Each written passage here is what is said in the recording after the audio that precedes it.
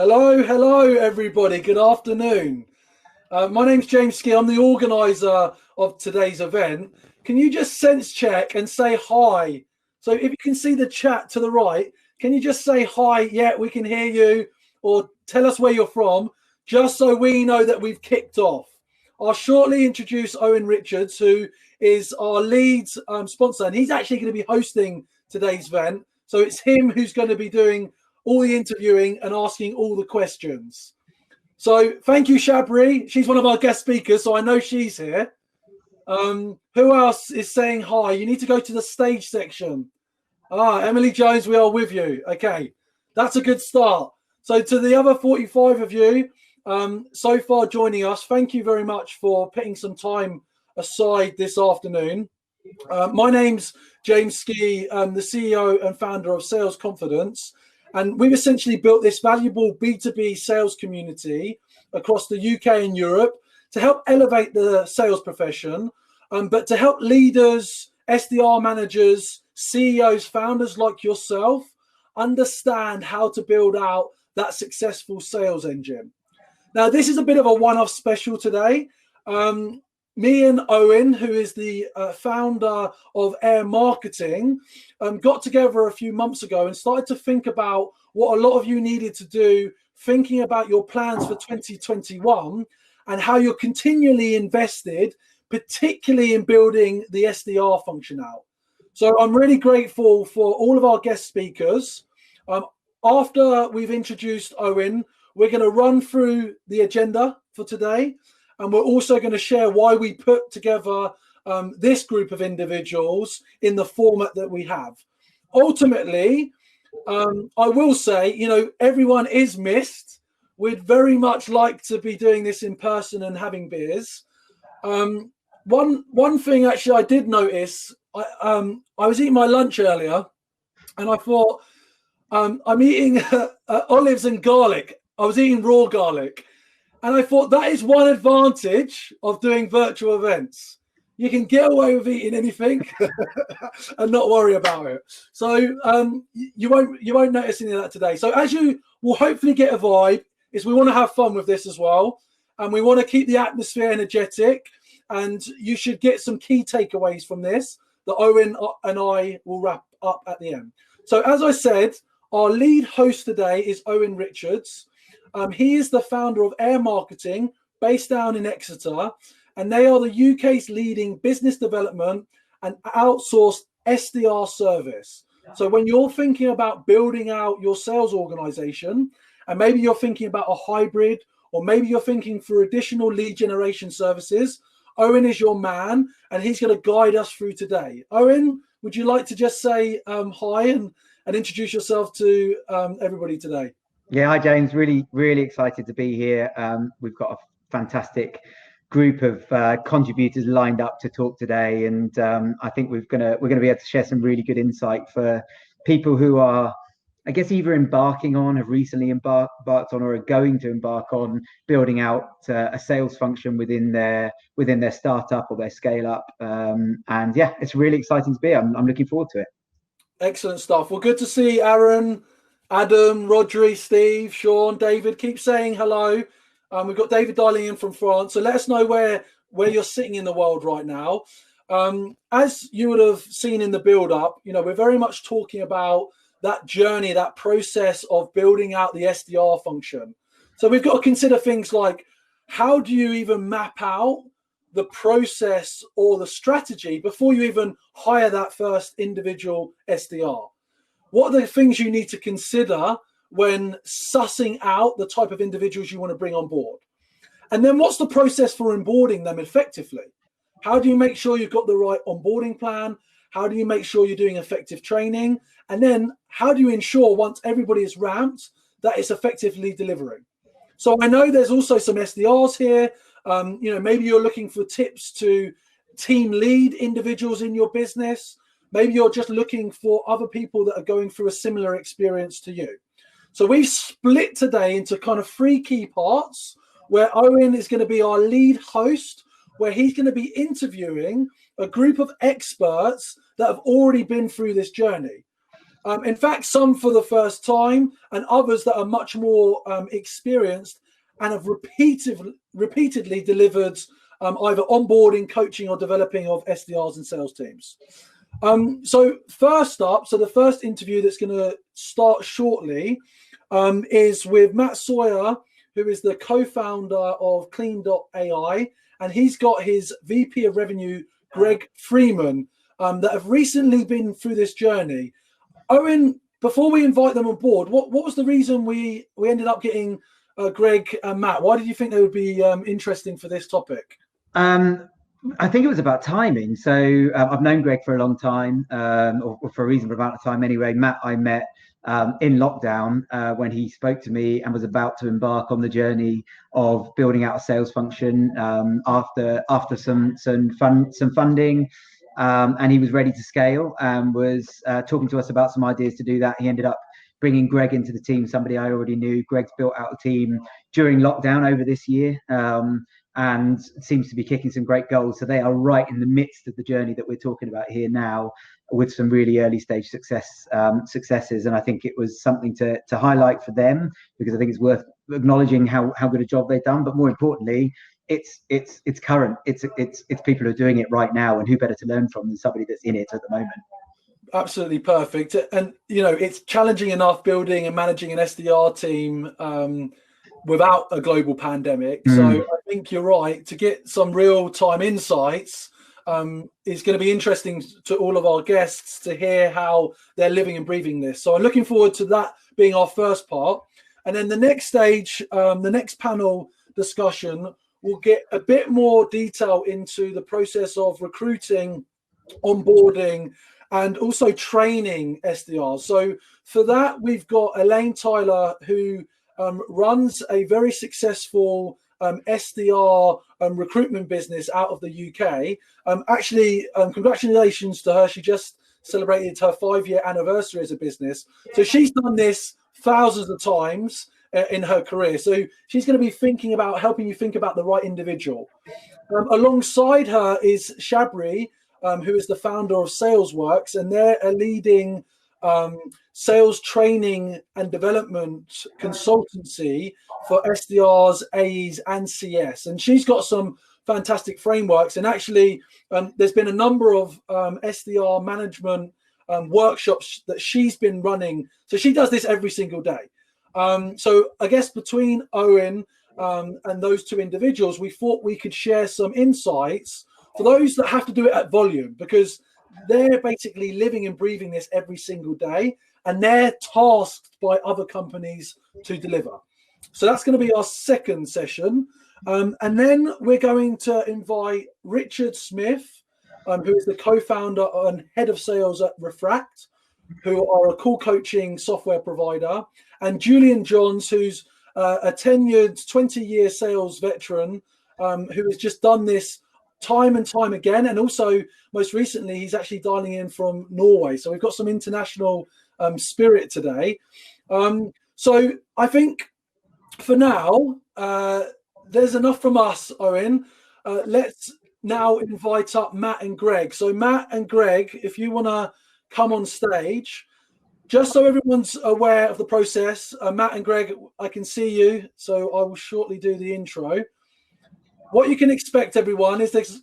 Owen is going to be leading this from a host and interview perspective, and I will disappear. You would expect each of these segments to run for 15 minutes. So short enough to keep your attention, but long enough to get a bit of depth. We expect that questions will come. So if you have questions during that, Owen will be able to navigate the stage and bring those into the discussion. So as Owen mentioned, Matt is the co-founder and chief data officer of Kleene.ai, a company he co-founded a few years ago. They provide a solution to helping solve the data challenge simply, quickly, and efficiently. And maybe, Matt, you can share a little bit more about that.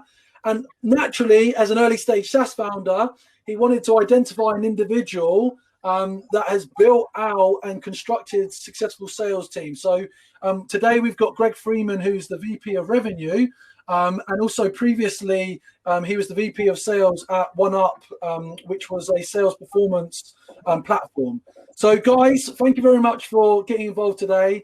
I will leave you to Owen to drive this session. Good luck. Thanks, James. Cool, thanks. Yes, James.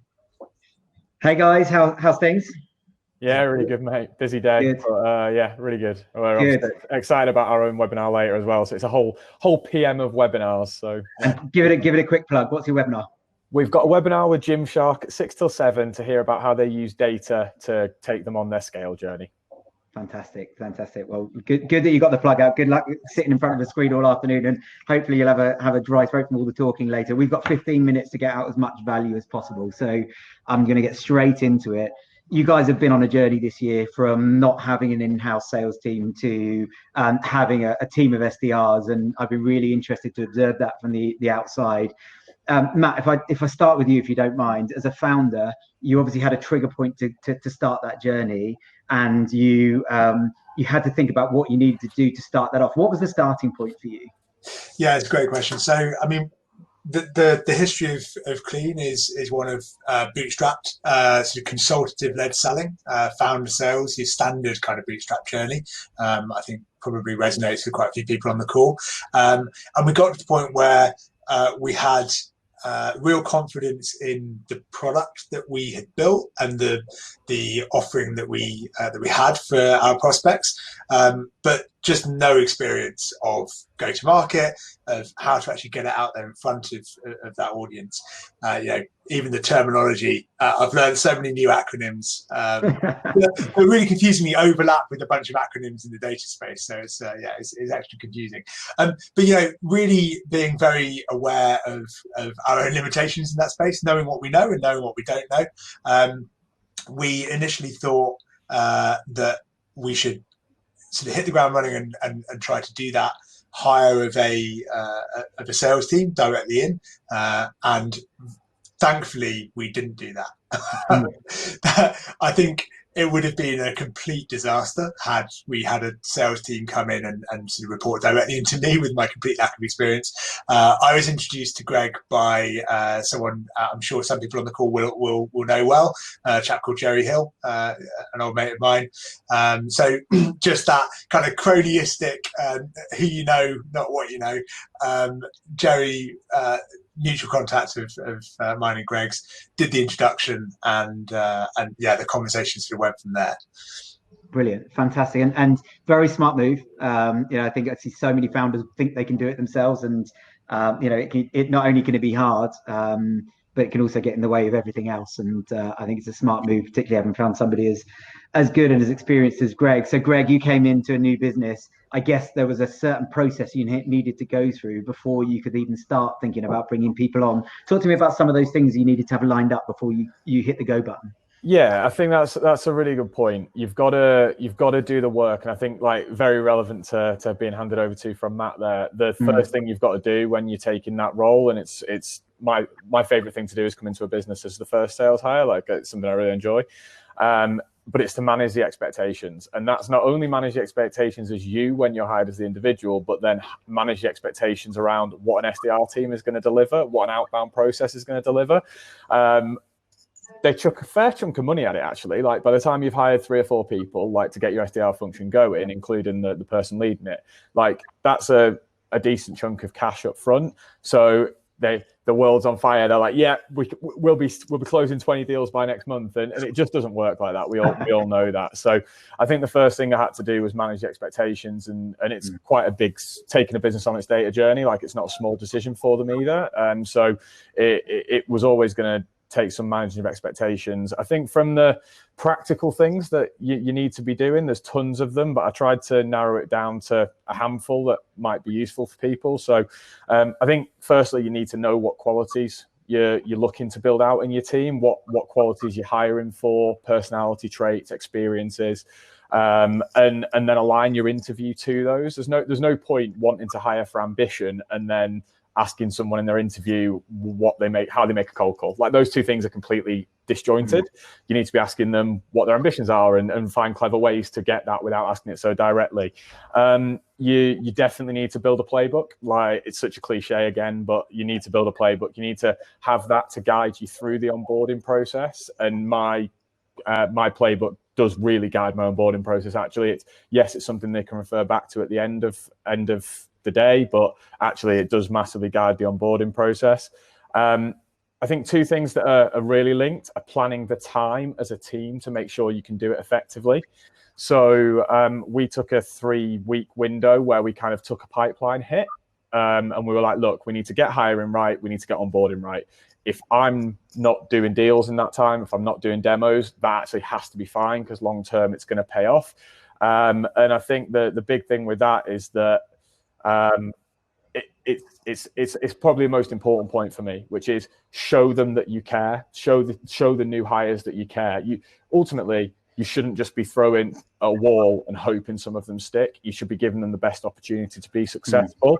And that does take time. It does take energy. It does take coaching. So do plan a block of time to really focus on that hiring process, nurturing your hires. And then most importantly, once they're onboarded, focusing on their coaching and delivery.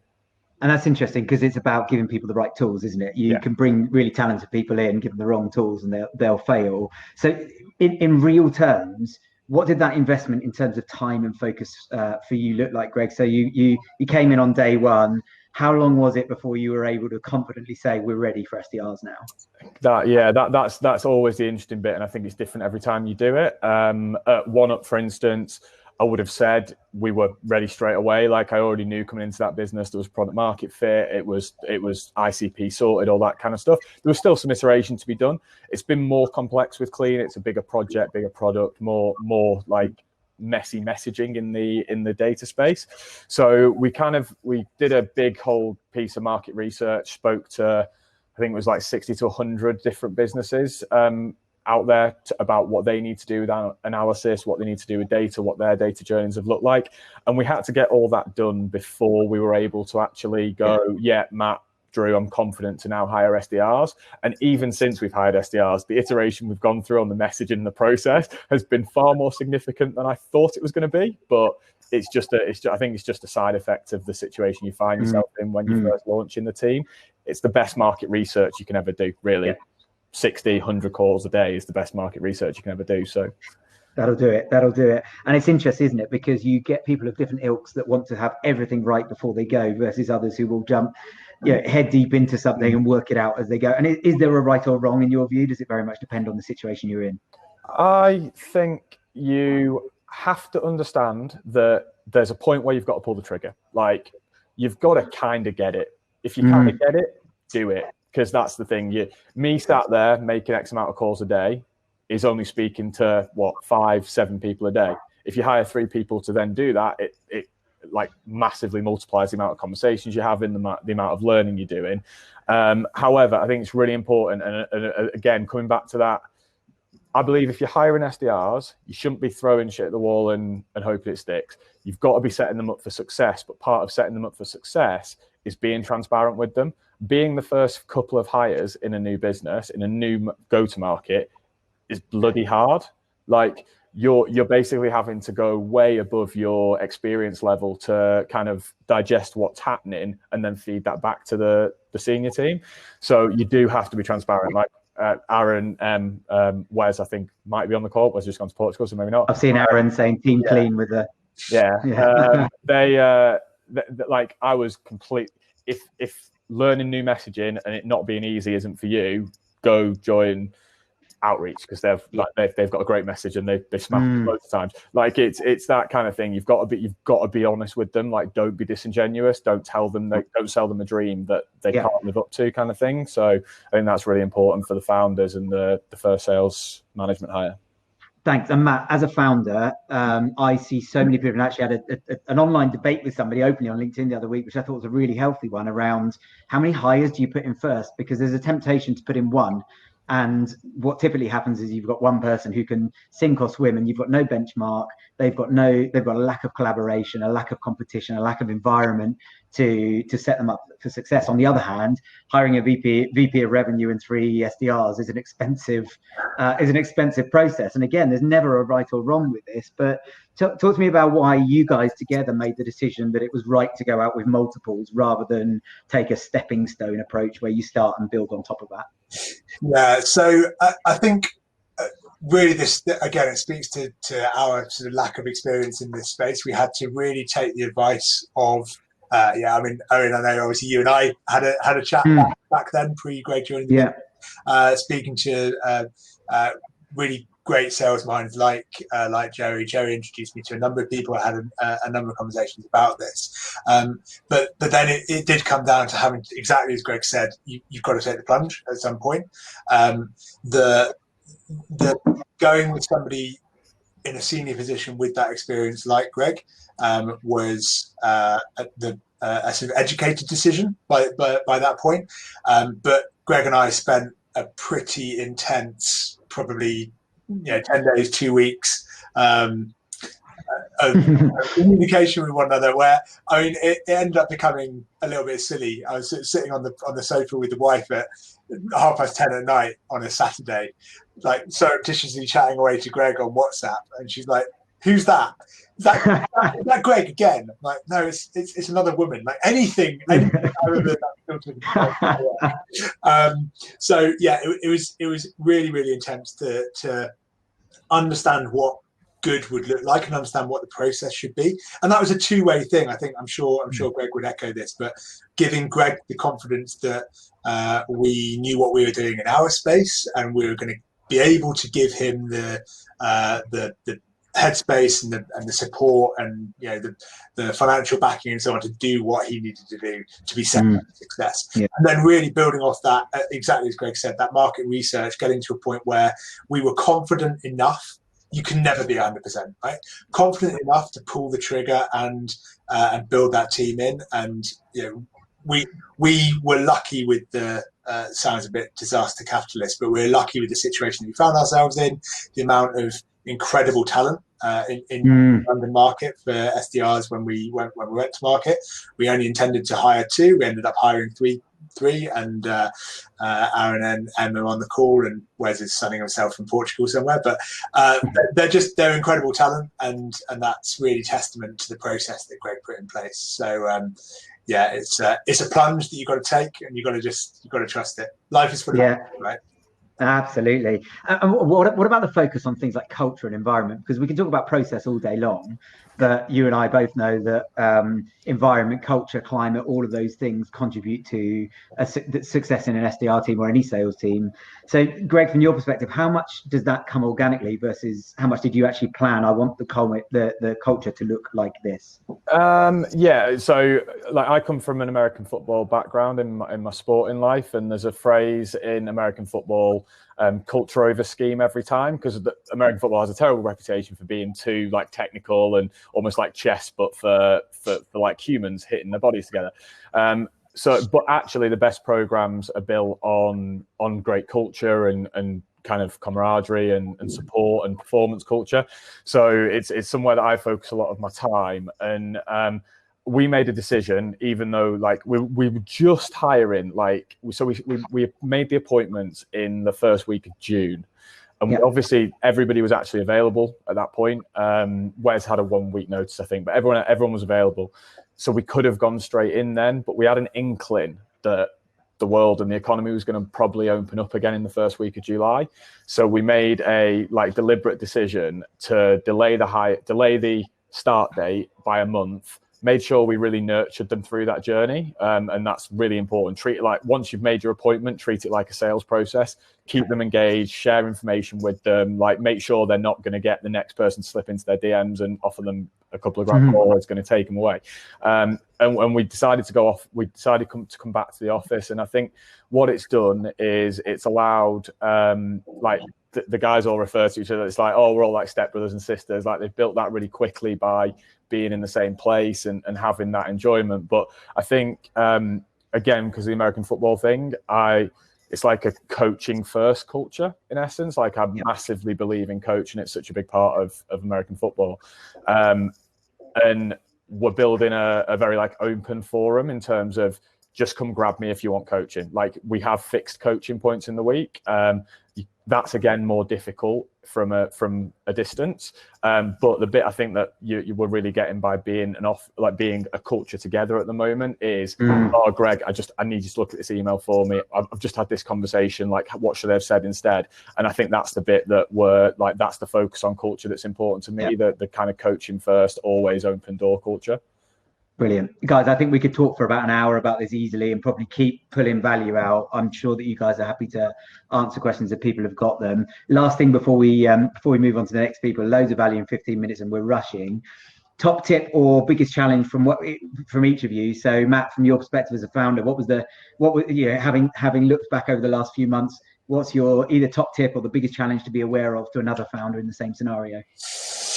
Oh, that's putting me on the spot. I think top tip is trust your gut on the hire. Yeah. I think you know, I'm a data person, so that's kind of crazy for me to say, but with people, you really do have to trust that instinct with hiring, and I actually did that with Greg. He then provided me a mountain of evidence of why he's good. Though I still haven't seen his CV, so. Yeah, really that. Hasn't got one. It's all lies. And biggest challenge really, I mean, for us, it's very much what Greg touched on. It's the complexity of the product and the complexity of the market messaging. Brilliant. Yeah. And Greg, you coming into a new organisation and going quick, really hard and fast in a new organisation. What was your biggest challenge? Yeah, I'm going to take it from making that decision to join a company. Two things. Joining a company that has no proven outbound and commercial model is a massive risk. So do not be afraid to ask really deep and meaningful questions. Ask to see the clients, ask to see the revenue number, ask to see the books, all that kind of stuff. It's genuinely worth it to make sure you're making the right decision, and then manage the expectations. It's exactly what I started with, but manage the expectations. An outbound model is only really going to deliver true value, in my opinion, probably 12 months later, when you've had chance to have like the feedback loop of inbound causes outbound, causes inbound, causes outbound, and builds partner model, etc. If you go in and promise the world and say you will be closing £1 million worth of revenue in the next 6 weeks, you're only setting yourself up for failure. And if your founders aren't willing to listen to it, they're not the right people to join. Yeah, brilliant. Guys, thank you very much. James, right on cue. Well done. Thank you, guys. Great insights there. We'll look to summarize some of those points at the end. I've taken some useful notes there. If you just want to click your leave buttons and stay in the background. Thanks, guys. Those that have just seen that, look, feel free to ask questions in the chat because Greg and Matt will be available, and let's keep that engagement going. So Shabri and Elaine, if we can invite you into the mix, please. If you can click your join button. So just as another introduction, Elaine, as I mentioned, is the founder of Venatrix, which is the UK's leading sales and SDR recruitment business. And Shabri is the CEO and founder of SalesWorks, UK's leading provider of sales development, training and consultancy for SDR and sales companies. So I'll leave you guys to it. Cheers. Thanks, James. Hi, guys. Hi. Hello. Right, let's get straight into it because I'm conscious that 15 minutes goes really quickly. So Elaine, I'm going to start with you. I know the answer is Venatrix, but try and work around this for me. Let's say we're hiring an SDR team for the first time, just like Greg has just done. Where do you start? Where do you look, and give an objective opinion on the agency versus direct versus your network options? Okay, so first of all, when you're starting to look for anything, I think it's really important to actually understand what it is that you're looking for. And, certainly in my experience of working with SDRs, I think that it's really important for businesses to accept the fact that it might be better to hire somebody with limited or no real commercial experience. So I think that sometimes there can be this kind of like false economy, a bit of a red herring, that maybe trying to find an SDR with that magic 6 to 12 months experience who's going to drop into your business and then be super successful might be the key to getting a quick return quicker return than you would do otherwise. But certainly in my experience, I think that actually looking for candidates who don't necessarily have that background pays more dividends for you in the long term. I mean, of course, there are like career-based SDRs, but when you're looking at kind of finding that junior sales talent for your team, I think defining that that's what you're looking for is then going to make it easier to source. So in terms of how we go about like looking for candidates specifically, a lot of what we do is via our network. So I think that, you know, putting our brand where these people that are genuinely, intelligent, smart, entrepreneurial people online helps us actually attract good candidates. So, for example, our affiliation with Sales Confidence actually really helps us attract candidates, and that's kind of a bit of a brand management exercise as opposed to going to seek for candidates on job sites, because those candidates are quite often being interviewed by lots of different companies or not necessarily kind of in-demand candidates.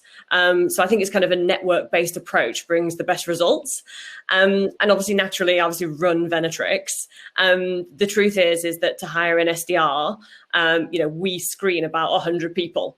So, aside from our expertise, what we really offer is a time-saving capacity because as we've identified, it can be a bit of an exercise of trying to understand about somebody's background instead of somebody's experience.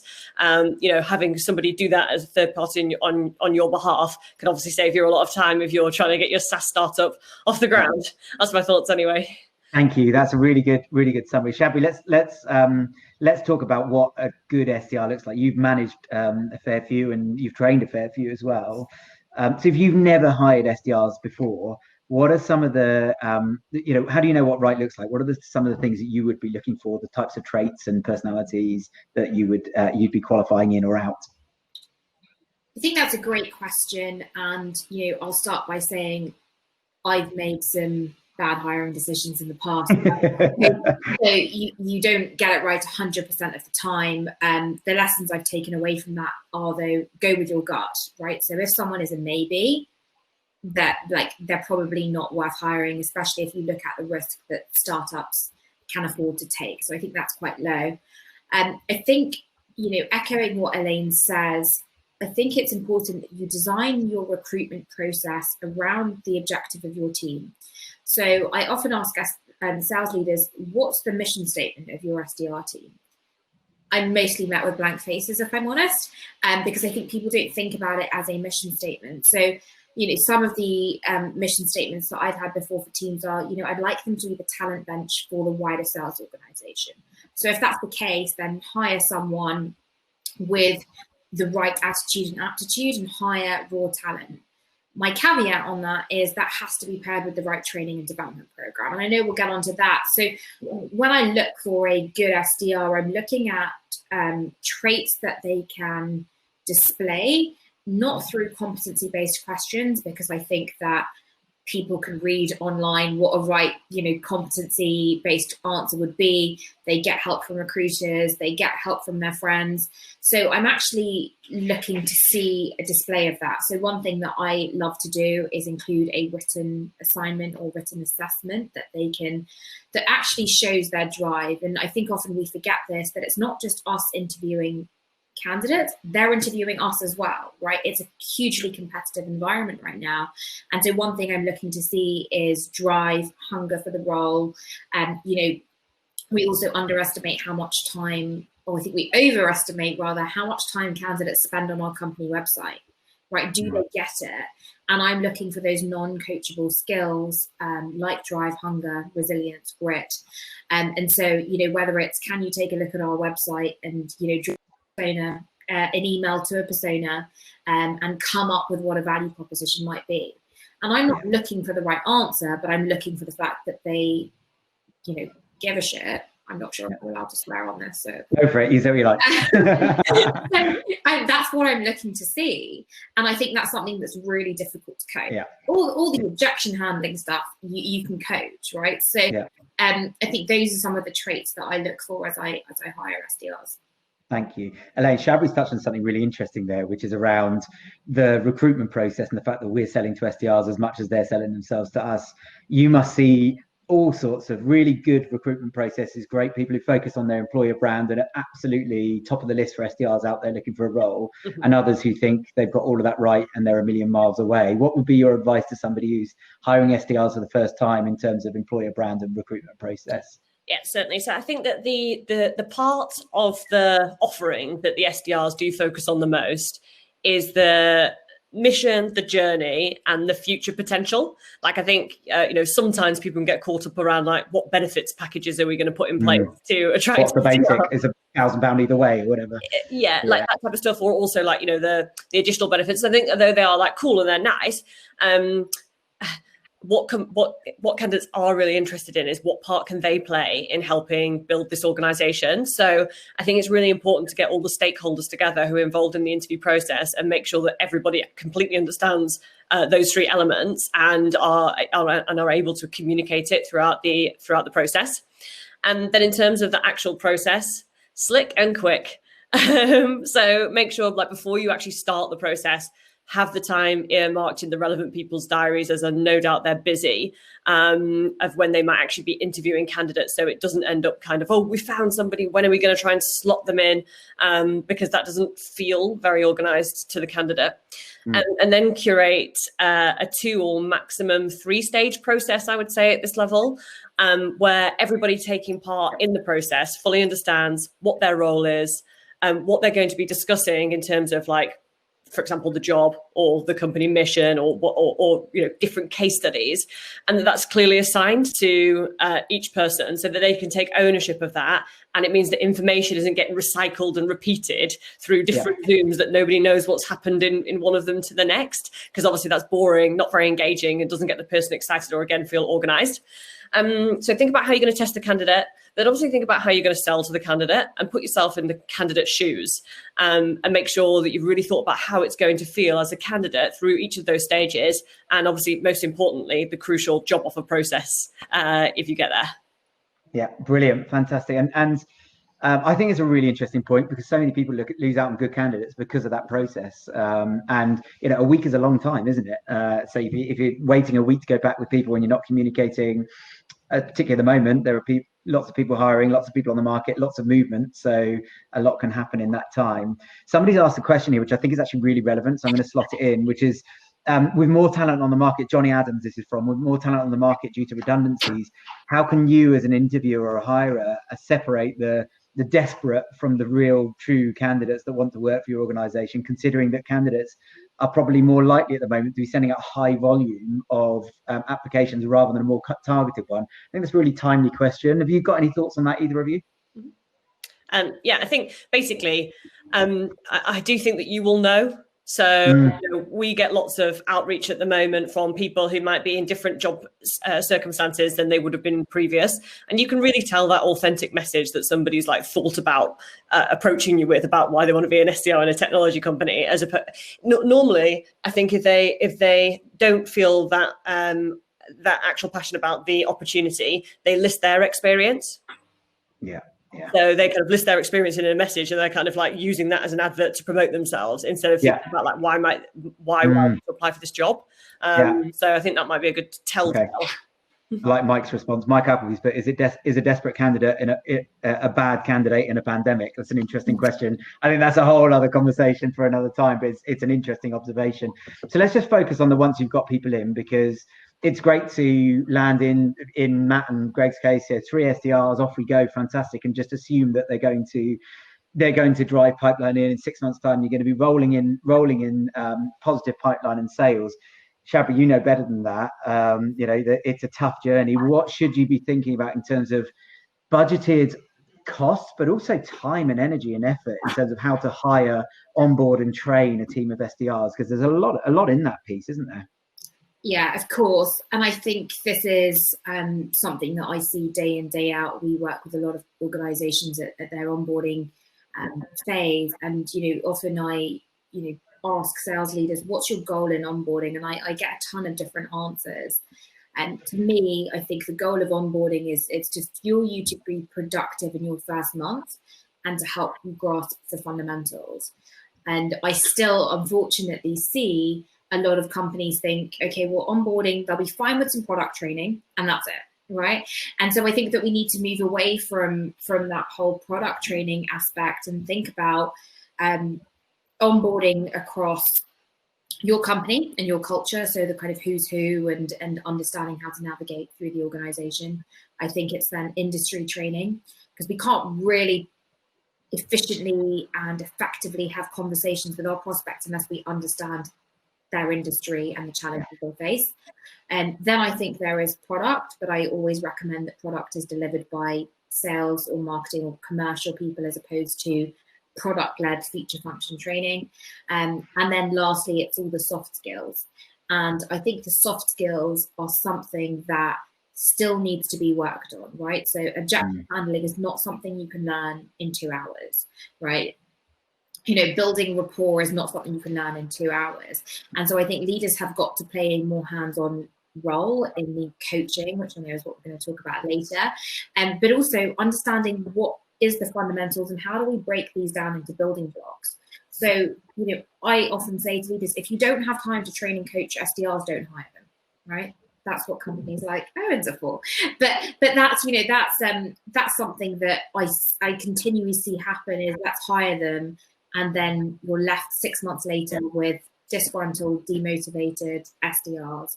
And so, you know, from a timing perspective, yes, there is, you know, 1, 2, 3 weeks up front, but there's also the ongoing continuous element there as well. And if you think about the average tenure of an SDR being 14.2 months, you can't spend 6 months onboarding, right? You're not going to make that effective. So Greg talked about playbook earlier. Think about how you can codify that playbook and then map that out to competency-based training. Yeah, thank you. And I had a couple of other questions which you've kind of wrapped up into there. So instead of taking those, I'm just going to fire into one in the chat, which is from Michael Wilcox, who said, what should an SDR interview process look like now that you can't always meet them face to face? So Elaine, I might fire that at you, because I guess you're at the forefront of seeing that change this year and carrying on with the recruitment process. What does it need to look like now? What's changed? Yeah, certainly. So, I mean, obviously, start with the CV screen, because you want to make sure that the person's got the attention to detail and communication skills, that when they put together the most important document of their life, they can manage it. And then secondly, from there, in terms of our process, we normally then kick it off with a quick phone screen to understand whether the candidate has the right energy and if they're articulate enough, and if they've also got a good understanding of the role that they're actually applying for, again, to kind of weed out those people who haven't actually understood what role they want to do.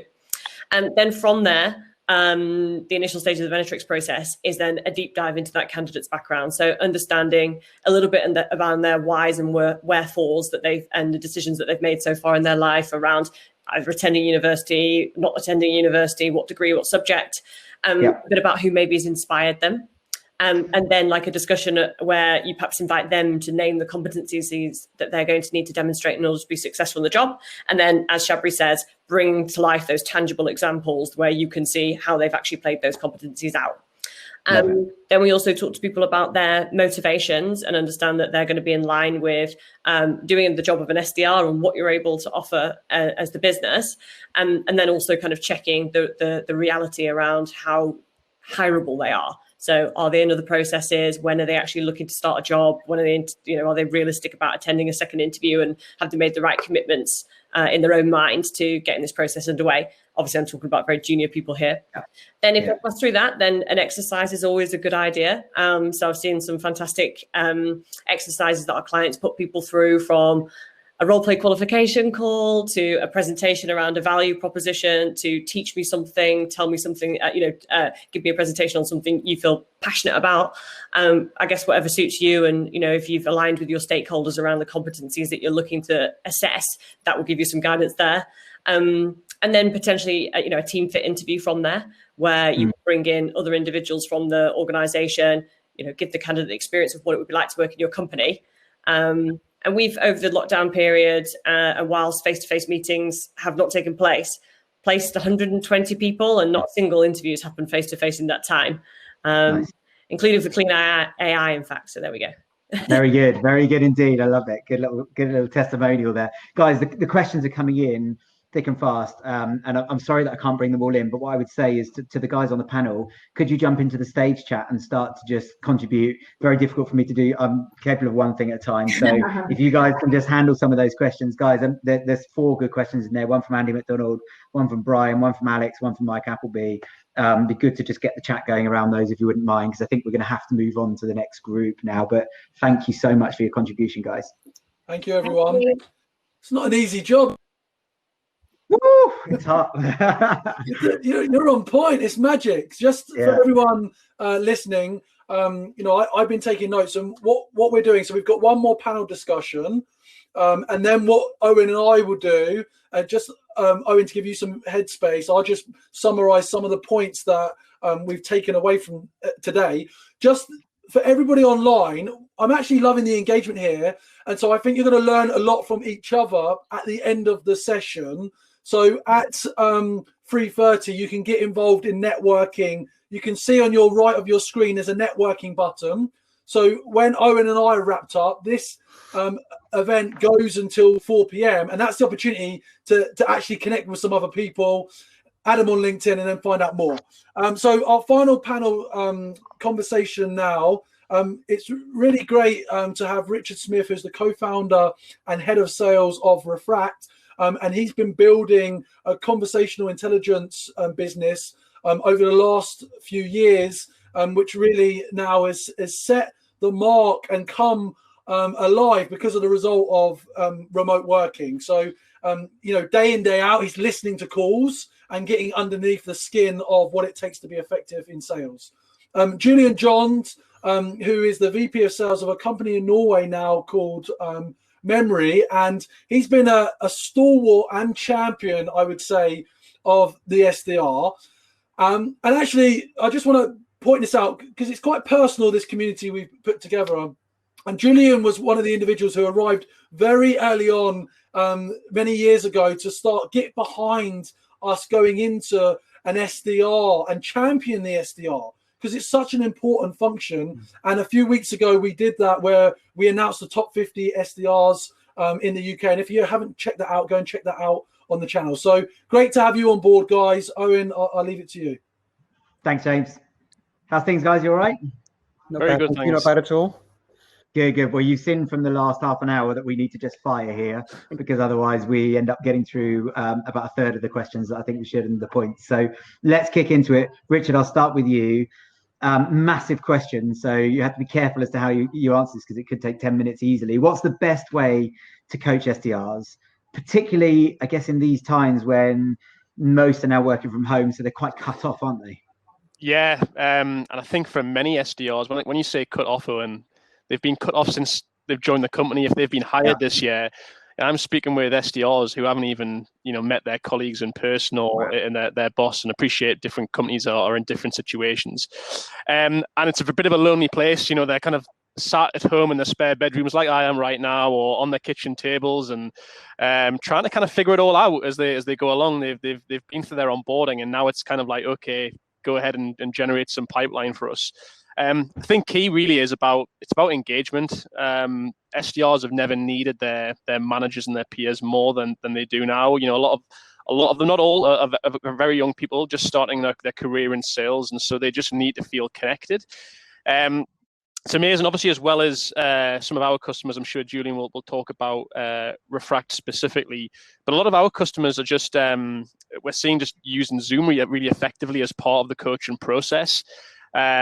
Doing things like team role play sessions on Zoom with new hires. One of the things that we do here at the team here at Refract is, and this has been a kind of a stalwart of our cadence every week for months now, is team coaching every Friday morning. Everyone gets on Zoom. We play calls out, in front of the whole group. I almost act as the kind of the composer, if you like, and just let the team kind of stop and start and give their opinions on, what's working in the calls, what they're hearing, sharing ideas. And even, a lot of coaching that we're seeing at the minute is just being done remotely, doing things like practice sessions. You're buddying up SDRs with each other, getting them on a Zoom session and just doing like an hour of role play with each other and just getting super comfortable with that. But yeah, I think really key in all of this is just engagement. It's about managers stepping up to the plate and just making sure that their team are feeling well supported, especially in these times when they're cut off from their team. I guess you've got to be constantly evolving the process, because if it's not engaging and they haven't got that organic around them all the time, it's so easy for it to become repetitive, the same stuff, and to disengage from that process. Julian, from your perspective, what do you do to keep the process engaging when it comes to coaching your team? Well, I think the first thing is actually that I do actually spend time coaching them, and as a VP, it's tough because you don't have the time as much time as you'd like to have. And then one of the earlier participants talked about you're building a brand new outbound sales function. That's exactly what we're doing here. You think you have enough time, and then suddenly hours get eaten away. And so, so the first thing is actually you should spend time. But I also realized, and I certainly held my hand up very quickly here, I can't do it all myself. So I'll take them through the BDR playbook or the sales playbook, and and every quarter we'll reiterate that. So there's always some fresh stuff coming, and they have to bring things they've learned. So that keeps them engaged, right? They can't just sit back.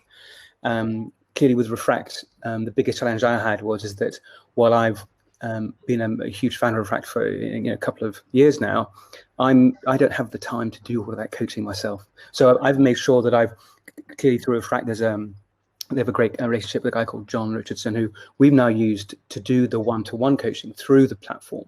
So I can step away a bit, actually, and it really helps because they can get the one-to-one stuff with John through Refract, right? All the calls, etc., and all the analysis, and then they come to me and they go, "Hey, why don't we try this? Can we do this?" And that keeps them energized because I don't have all the answers. I really don't, and so it's nice to have that loop of inspiration, which is kind of comes from somebody outside. So for me, it's brilliant. Yeah, if that answers the question. Yeah, no, that's great. That's absolutely great. Thank you. And if you think about a new SDR, and I'm looking at that front end because we talked about what do you do before you hire, then we talked about the hiring and onboarding process. Let's look at that first 3 months.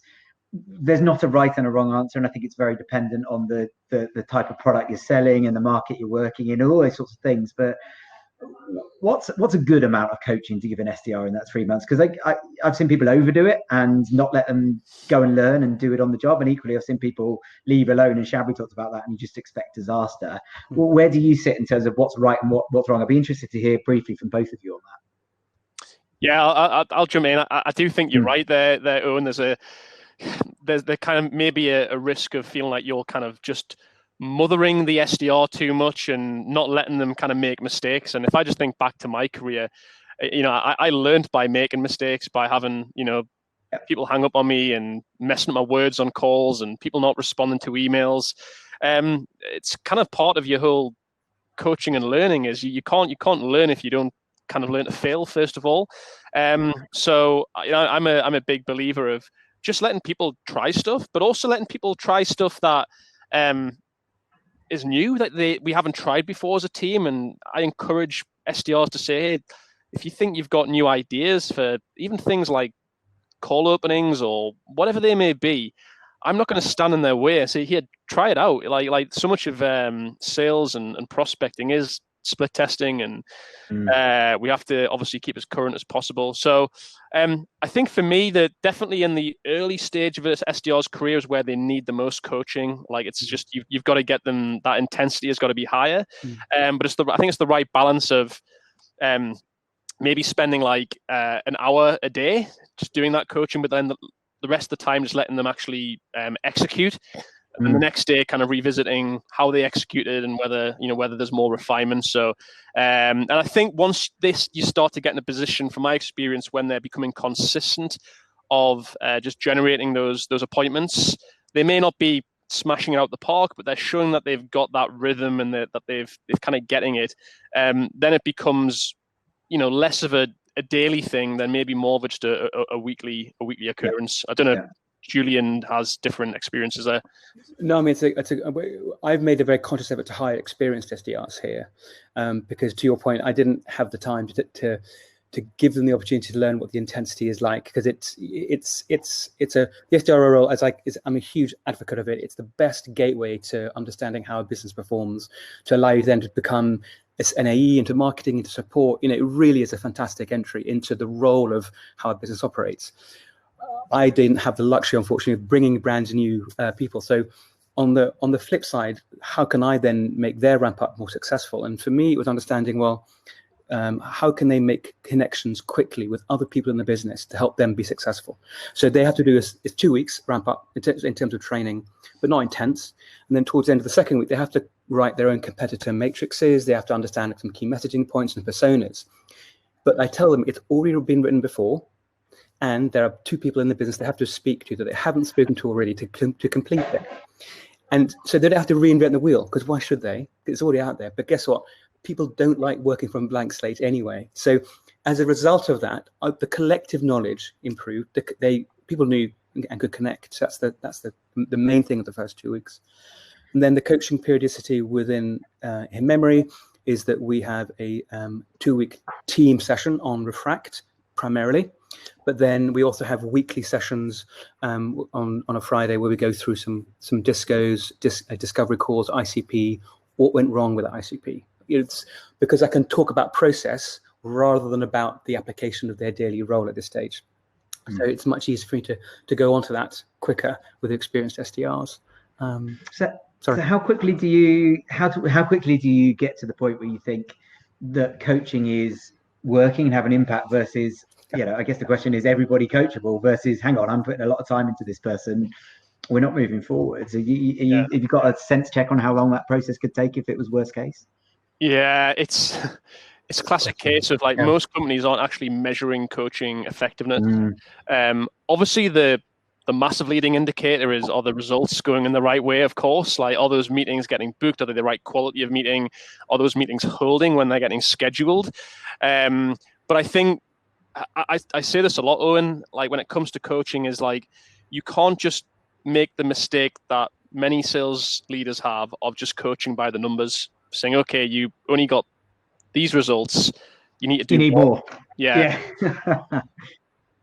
And it's kind of like, you know, anybody can look in a CRM, and any even intelligent SDR who's out of university, or even, you know, just in their first job in sales, is intelligent enough to look at the reports and the dashboards and see, okay, my results weren't where they needed to be. The key is understanding why you got those. And this is, it sounds so simplistic, but all of the answers are in their activity, in the specifics, you know, whether it's looking at their written outreach, or whether it's just looking at the calls. One of the things that we do in Refract, in our product, is you can create simple scorecards saying, okay, these are the things that we are measuring you're against on your prospecting calls. It could be your call openings, it could be your positioning statement, it could be your objection handling, and it could be how you know, even things like your tonality.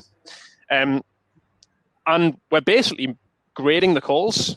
Like, some people might feel that's old school. I'm saying it's actually really helps make it measurable, helps give the SDR some tangible idea of, okay, I know I'm super strong in my call openings, but the thing that I need to work on is understanding when to close the prospect down for a meeting and what to say, because that's what I scored less on. And the following week, the key thing as a manager is to say, okay, I'm going to do a call coaching session with the SDR. Before I jump in, let's remind myself of where they scored last time around. Okay, we identified this was the specific development area. What I'm looking for is seeing if they've made progress in that area. And that's the key. That's how you know that coaching has been effective, because if they have taken on board the coaching, if they found it valuable, they will put it into practice. If they aren't putting it into practice, it usually tells me one of two things. One, they may be lacking in their coachability, or secondly, the coaching, the guidance, the feedback you gave as a manager was not on point. But all of the answers as far as measuring effectiveness, it's in what they're actually doing in practice, and you have to inspect to figure that out. Yeah, brilliant. So can SDRs self-coach? So it's all on leaders to coach. Huge amount of time and resource. We talked about an hour a week, so that tells you very quickly or an hour a day, sorry. So if you've got 8 SDRs, you're suddenly out, or 7 SDRs, you're not doing anything else, are you? So, you know, it's a time-intensive thing in the early stages. Is there a way of getting SDRs to self-coach and contribute to that journey themselves? Julian, what about your experience with that? I think yes, absolutely. I think as long as you give them the opportunity to understand what metrics it is you're measuring them against, and they have a full, clear, and transparent understanding of what that means. So, whether it's scorecards and Refract, whether it's core connect times within outreach that we use, get them to understand, okay, when are you performing best? How are you performing best? What scenario? What was it about that particular way you handled that call that helped you perform best? Now, again, it all starts with the hiring process. You have to hire people who are open to understanding they can learn. And as Elaine was talking about, it's more than just their experience. Are they willing to understand that their job title? Are they willing to show that they can learn and be adaptable?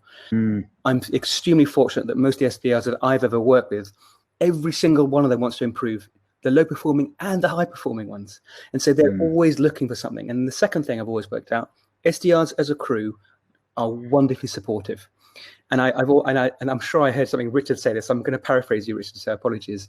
Talking about being competitive, while it involves other people, actually is about yourself. If you can raise your own game, compete against yourself, then everybody else raises their talent levels. And so you look for that contribution that they make to their own performance, and you also hold them accountable for it. Because we hire adults, right? We do hire adults. We're not hiring kids, we're hiring adults. They've got a job to do. So for me, it's like you combine that together with that autonomy that you give them. Clearly, you coach them. You give them the tools they need. You don't let them on their own. But yeah. Just add on to this as well. How can you get SDRs like just learning them, like self-learning? We're seeing massive value right now, especially in these kind of remote times when, as I said, a lot of people are working from home, cut off. They don't have their kind of like peer sat next to them, their mate that they can tap on the shoulder and kind of debrief a call that just went miserably wrong. Is just by sharing the wins. Like, so, one of the features that we've just launched is the ability to that. Let's imagine an SDR's just booked a call that's resulted in a meeting, is that everybody in that Slack channel to get a recording of the conversation that led to that meeting. And so like what you're doing there is you're coaching just by spreading the wins of like, here's a call that's literally just taken place in, a town down the road with your peer, and here's what it sounds like. And, you can learn so much by just listening to what's working in your team. That whole, as Julian said, it's that tribe mentality of supporting each other, and just simply take, I've said this a lot in sales, take what's working, use it yourself, and model yourself on the best. Before the police turns up, here comes James, ready to tell us off. There's a really interesting question, and I want to do a really quick answer to it. Brian has asked, what's a realistic target for monthly meetings but for an SDR team? Is there a benchmark for products or industries? I think it's a really good question. The answer is, of course, it varies depending on whether you're targeting enterprise, what your ACV is, all that kind of stuff. But maybe we can just give some examples. I mean, my experience in enterprises, it might be 3, 5, 7 a month. In if your target market's SME, it might be 20 a month. It's pretty broad, but I wanted to at least ask the question. Rich, Julian, can you just give like what your targets are in your business as a benchmark or a round arm swing so people get a sense of it? Yeah, I can quickly share in ours. I mean, we primarily serve mid-market, and we fully ramped SDR. We're looking at around about 5 qualified appointments per week, so 20 a month. Yeah. Appreciate that if you're prospecting the enterprise, there's probably lower expectations than that. For me, it's 12. Yeah, there you go. So that gives you a range, guys, depending on your sales value. We have clients whose sales values £250,000 ago, and of course. if you're getting 1 or 2 quality opportunities a month, then everybody's laughing if they're closing in good time. So I think if somebody's getting to a point that they've got more than 1 a day, then you're really kicking goals in any market. Exactly. Thank you, guys. Thank you, Richard. Thank you, Julian. Cheers, Julian. Thanks to all the speakers. Some huge amount of nuggets there. And Owen, I'd like us to broaden the conversation, a bit of a summary of today. So, maybe you can gather your thoughts for a moment, and I'll talk through some points. And also, I think naturally, not that we teed this up, but it'd be interesting to just get your perspective on the opportunity to outsource and set up a hybrid model, because what I've learned from the chat and the discussion is that there is lots of individuals that are embarking on the first time. And just to say, we're never sure when we come up with the ideas to put this content together if we're going to tick the boxes. And I'm glad, because I've been sitting behind the scenes seeing how broad the advice has been. And there's just been some interesting points early on that I thought Greg brought about around the importance of coaching first, and the expectation, and Julian mentioned this as well, that even if you're the leader of the organization, you know, maybe you're typically a couple of rungs away from the SDR, it's still so important for you to get involved and be available. And I like Greg talking about making himself available. You know, I guess in the office, someone can walk over to you, but actually it's encouraging the SDRs to be proactive, even if they're not sitting next to you. And Richard made that good point about celebrating wins. At the end of the day, if we're all sitting silently in our rooms, we don't know what's happening unless we bring it to the table. So I thought that was good. Owen, feel free to bring any points. No, I just on that, connecting with management founders, I think it's a really interesting point. One of the things that we did in lockdown was created a buddy system where we mixed people with a different person each week to do a 10-minute one-to-one at the beginning of the day with somebody different in the business. So you might have me as the founder linked with one of our junior SDRs in a week, and then linked with an account manager the next week, and an account manager linked with a senior SDR. And it really mixed it up, and it meant that people were having conversations with people that they otherwise might not be connected to in the day-to-day, particularly where they might be in the office because it would happen organically, but in the day-to-day when it's virtual, they weren't. And I thought that was a really good way, a really successful way of keeping everybody connected in the business and keeping everybody collaborating at different levels. Absolutely. Yeah, I think the point to educate your new sales individuals to think beyond sales and be buddying up with others in the organization is really important. Shabri, I thought, made an excellent point around the mission statement. So, you know, I think there's a lot of conversation about the purpose of the overall company, the vision that the company, the leadership have set out. But what is the mission statement for your sales org or your SDRs that they're getting behind as an organization? And she talked about being a benchmark for talent. So some of you are leading teams where there are other teams of salespeople or SDRs in your organization. So maybe you're working for a US organization and you're responsible for the team here in the UK or Europe. You know, so how are you setting the bar in terms of the talent that you're bringing in? I thought was an important point. There was a lot of points around the process and speed. Definitely, while there has been some points that naturally there's more talent available in the market. And I think, you know, people deserve the opportunity, and there's always going to be a right fit somewhere. So, you know, yes, job hunting might be more of a volume game. At the end of the day, it's about finding a match, and you've got to go through that match. But I think speed and making sure the process is rapid, I think, was some really good points from Elaine. Have you got anything to you know, there's a running theme through all of this that I think has stuck out for me, which is around, you know, this is a big investment, and we have to have sensible expectations around what's possible in every stage. So you'll notice that when we talked about coaching, we didn't talk anywhere near as much about how coachable people. We talked about the process and the things we need to give them, the environment and the support we need to give them. When we talked about recruiting, we didn't just talk about you know, what we are looking for. We had to talk about what do we need to have in place. And it was the same before you hire a team of SDRs. And I think Greg touched on the expectation around timeframes. You know, hiring a team of SDRs internally or indeed outsourcing isn't a quick fix. It takes time. You know, if you've got a 3-month sales cycle, don't be foolish to think that from day one, in 3 months, we're going to get a return on this investment. You know, look at Matt. He's made a big investment, 3 SDRs, a VP of revenue, all the processes, all the sales tech that goes behind that, all the new processes and things he's had to invest in, not to mention recruitment fees and things just to get people there. If his expectation is that return comes in 3 months, he might as well not bother in the first place. He's got to be thinking about this as a 12-month plus journey, but also setting some sensible milestones along the way that say, I want to achieve this by then, I want to achieve this by then. But I think it's about, it's that mirrors thing, isn't it? We talk about mirrors in leadership, and reflecting the mirror back on yourself. What have I got to do to make this a success? And part of that is about having realistic expectations on the process. What am I going to achieve by when?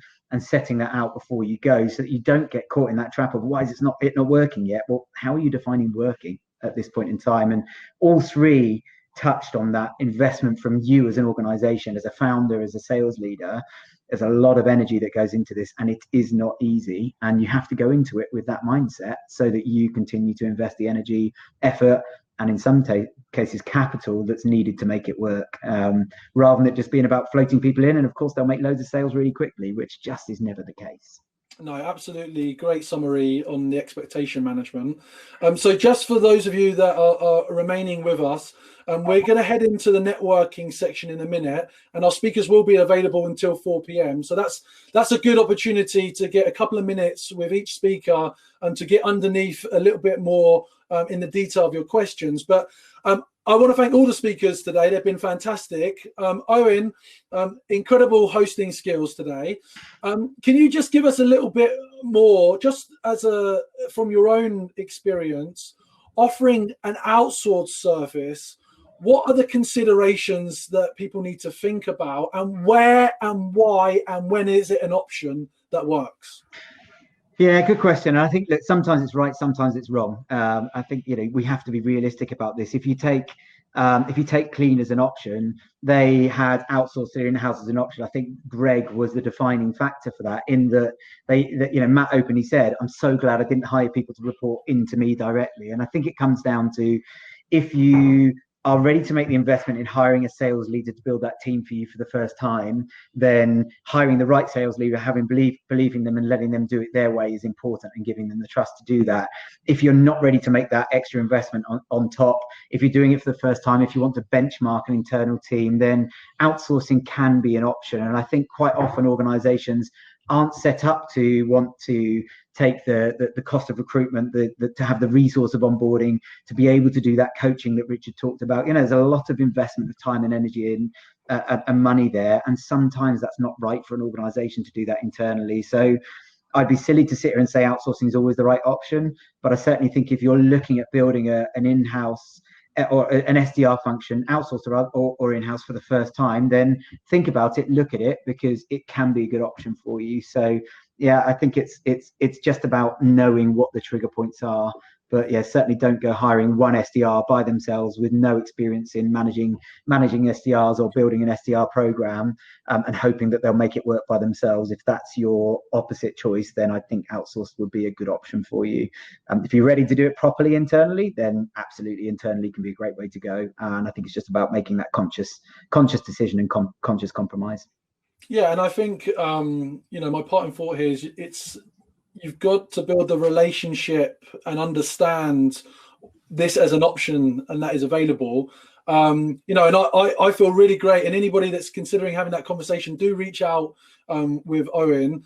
All individuals that I've participated in keeping this community alive online and behind the scenes have been huge advocates supporting me in the business, and relationships matter. I think, more than ever, what this whole pandemic experience has taught me is the importance of building really good relationships with people, and building that trust, and having confidence that you can go and ask questions. And that's what this has all been about today.